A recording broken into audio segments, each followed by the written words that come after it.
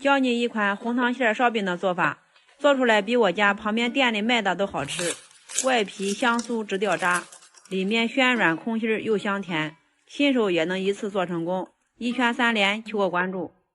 300克面粉中放入3克酵母，用180克的温水把它调成面絮，最后和成一个中度面团，不是很硬也不是太软，像这样就可以。上面盖上保鲜膜，端到温暖处松弛10分钟左右。下面小碗中准备适量的红糖，2勺炒熟的芝麻，1勺面粉，最后倒点蜂蜜增加口感。充分的拌匀以后放一旁备用。下面案板上撒点干面粉，把松弛好的面团放到上面，再充分的揉均匀，揉成一个圆形。